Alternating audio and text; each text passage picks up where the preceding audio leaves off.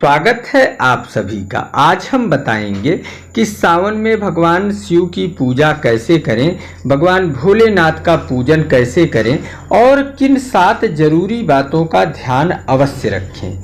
तो वीडियो महत्वपूर्ण है, इसे पूरा अवश्य देखें और अपनों को शेयर जरूर करें। फिर भी मन में यदि कोई जिज्ञासा रह जाती है, कोई सवाल आता है सावन में भगवान शिव के पूजन को लेकर, तो कमेंट बॉक्स में लिखें, समुचित उत्तर मिलेगा। वैसे तो रोज ही भगवान भोलेनाथ की पूजन का विशेष महत्व है, पर सावन महीने में भगवान भोलेनाथ के पूजन का विशेष महत्व और बढ़ जाता है, क्योंकि सावन महीना चौमासा में आता है और चौमासा में भगवान विष्णु योग निद्रा में होते हैं और भगवान शिव ही पृथ्वी लोक का संचालन करते हैं और देखरेख करते हैं। सावन महीने में भगवान भोलेनाथ का पूजन इसलिए भी महत्वपूर्ण होता है क्योंकि माता पार्वती और भगवान भोलेनाथ का विवाह भी सावन महीने में ही हुआ था।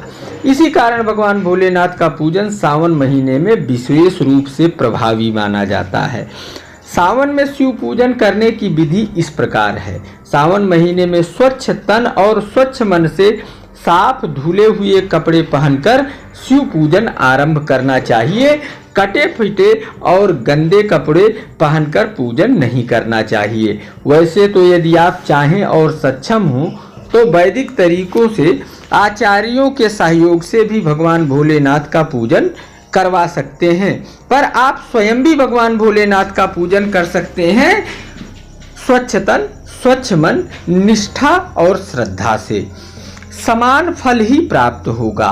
पूजन के समय भगवान भोलेनाथ के शिवलिंग के सामने पूर्व या उत्तर मुख करके बैठ जाएं और शिवलिंग पर गंगा जल अथवा शुद्ध जल चढ़ाएं जो उपलब्ध हो।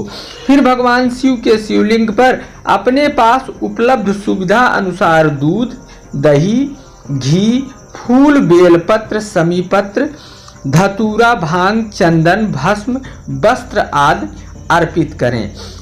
यह विशेष रूप से प्रभावी होगा यदि बिलपत्र पर राम राम चंदन से लिखकर चढ़ाएंगे। फिर मिठाई, फल आदि चढ़ाएं और इस दौरान ओम नमः शिवाय मंत्र का जप भी करें। फिर भगवान भोलेनाथ की आरती करें। उसके पश्चात फल और मिठाई को लोगों में प्रसाद के रूप में बांट दें और स्वयं भी खाएं। पूजन के दौरान इन 7 बातों का विशेष ध्यान रखें, जैसे पूजन के दौरान मन शांत रखें और क्रोध बिल्कुल भी न करें।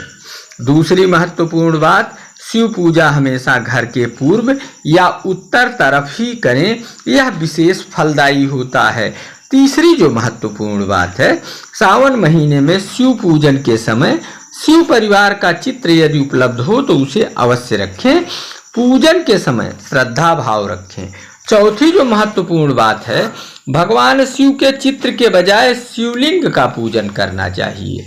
पांचवा जो महत्वपूर्ण बात है, सावन महीने में प्रतिदिन ओम नमः शिवाय मंत्र का जप करना चाहिए और इस मंत्र का जप बैठकर करना चाहिए। खड़े होकर या चलते हुए इस मंत्र का जप उतना प्रभावी नहीं होता है।